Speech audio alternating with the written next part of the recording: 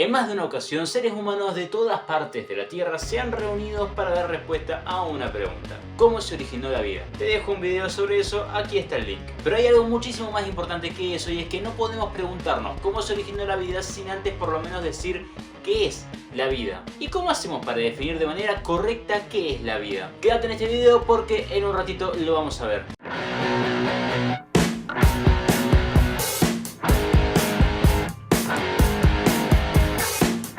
Y sí, porque definir la vida no es tan sencillo, no es como definir una mesa, es un toque más complicado.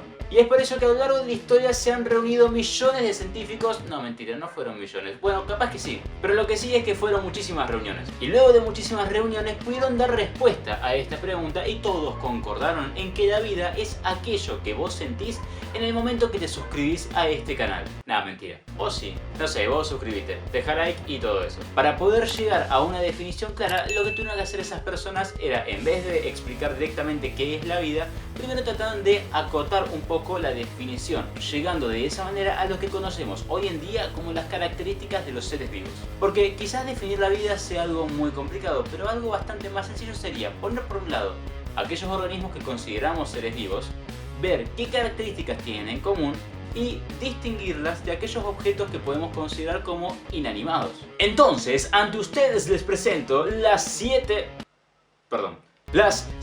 características de los seres vivos. Comenzando en primer lugar con organización. Todos los seres vivos están súper organizados. Cada cuerpo, cada estructura, todo tiene una organización específica. O sea, pensá en tu cuerpo, que está formado por células, que en conjunto forman tejido, que en conjunto forman órganos, que en conjunto forman sistemas de órganos y que te mantienen con vida. ¿Te parece que eso no es organización? Y ya sé lo que me vas a decir. Guille, las bacterias no tienen sistemas de órganos, no tienen organización. Ay. Tanto en las bacterias como en las células de nuestro cuerpo existe una organización enorme. Es decir, va a estar compuesta por moléculas que son muchísimo más pequeñas que las bacterias en sí mismas, moléculas importantísimas como por ejemplo el ADN que tiene que tener cada célula, o también moléculas que son estructurales y que tienen que estar sí o sí, como por ejemplo la membrana plasmática que envuelve a cada una de esas células. Ahí hay organización. Así que por más que vos no seas organizado con tus tareas, el resto de los seres vivos, todos, somos organizados. Siguiente, metabolismo. Uy, Guille, ¿ya empezamos con las palabras complicadas? No, quédense tranquilos que se vienen palabras todavía más complicadas que esta. Cuando hablamos de biología no podemos evitar hablar de química. Y esto es porque en cada una de las células que componen nuestro organismo se dan un montón de reacciones químicas que son importantísimas para que nosotros, los organismos, así como las células que nos componen, obtengamos la energía que necesitamos para poder vivir. Energía para movernos, para respirar, energía para todo. Y todas estas reacciones químicas que se dan en nuestro cuerpo, en cada una de nuestras células, reciben el nombre de metabolismo. Y si habláramos con precisión, si decimos metabolismo, en realidad nos estamos refiriendo a dos reacciones, no solo a una cosa. Hablamos de anabolismo y de catabolismo. Cuando hablamos de anabolismo, estamos hablando de la obtención de una molécula compleja a partir de lo que antes eran moléculas simples. Mientras que un proceso catabólico, catabolismo, sería justamente lo contrario. Estamos hablando justamente de romper una molécula grande para obtener moléculas pequeñas. Bien, entonces hasta ahora te hablé de organización, de metabolismo y hay mucho más que solo eso. Si hablamos de seres vivos, también hablamos de homeostasis. Yo avisé que iban a haber palabras más complicadas. Cuando hablamos de homeostasis, estamos hablando de la relación que existe entre un organismo, entre su medio interno, con el medio externo, con el ambiente en el que se encuentra. Y esto es porque el organismo tiene que ser capaz de poder regular su medio interno en función de las condiciones que hayan en este ambiente. Y un ejemplo muy sencillo que podemos ver en nosotros mismos es que nuestro cuerpo necesita tener una temperatura constante de aproximadamente 37 grados.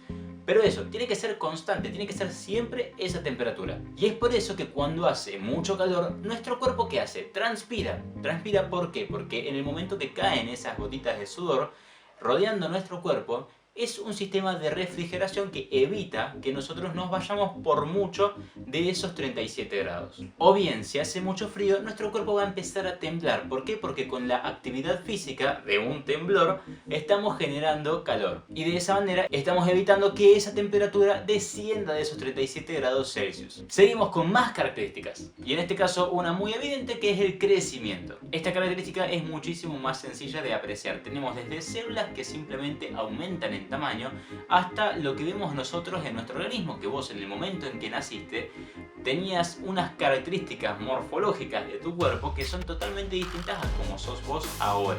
Y esta diferencia en tamaño se debe justamente al crecimiento de nuestro cuerpo y obviamente al crecimiento de nuestras células, que aumentan tanto en número como en tamaño. Y puedes fijarte que este punto se vincula muchísimo con uno de los anteriores, con lo que es el metabolismo, porque si la célula no pudiese acceder a los nutrientes o a la energía, no podría reproducirse y por lo tanto vos no crecerías. ¿Perdón?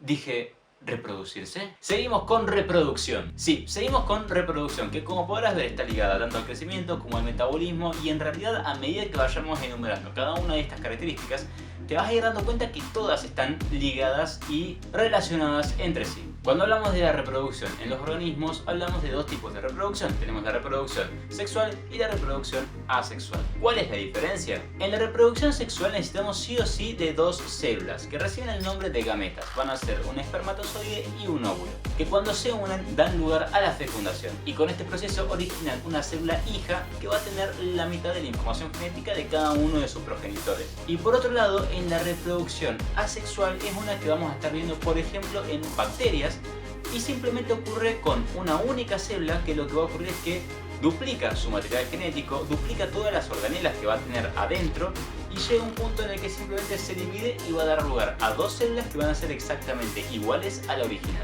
Ya falta poco, ya casi terminamos, ahora nos quedan solamente los últimos dos.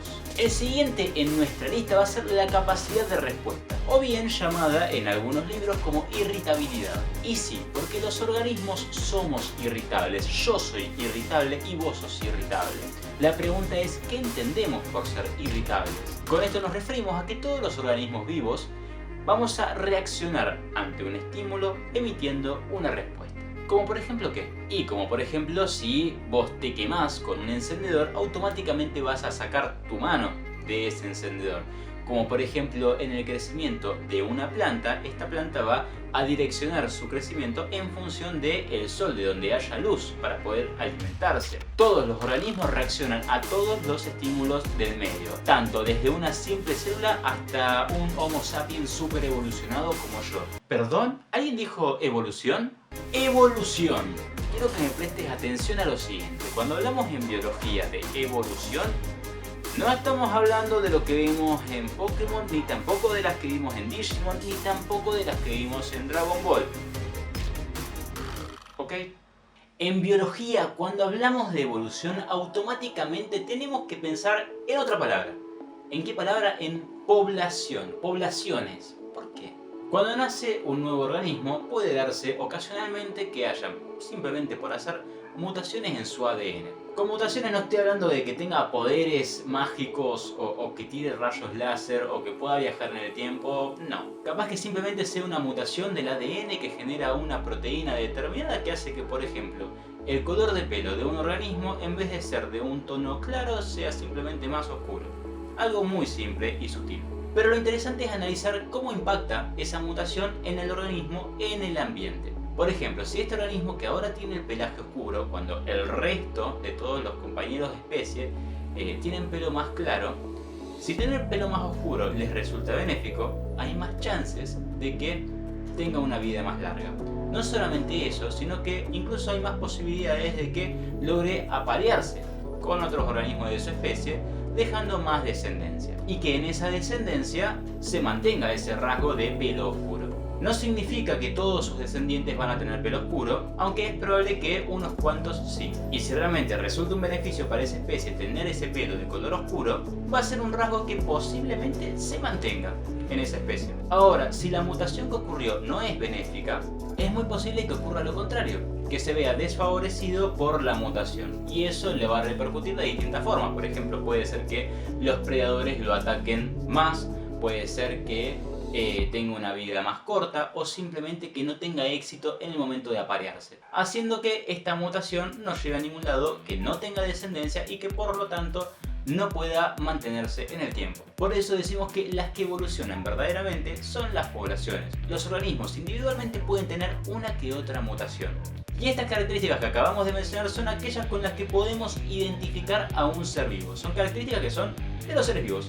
Ahora, si tenemos por ejemplo una duda y nos encontramos con algo que no sabemos si es vivo o no, deberíamos preguntarnos, ¿cumple con todas estas características? Si cumple con todas, y digo todas, es un ser vivo. En el caso de que solamente cumpla con algunas y con otras no será tomado en cuenta como un ser vivo. Un caso que por ejemplo puede llegar a causarnos dudas es el fuego. ¿Por qué? Porque el fuego tiene, si se quiere, un nacimiento.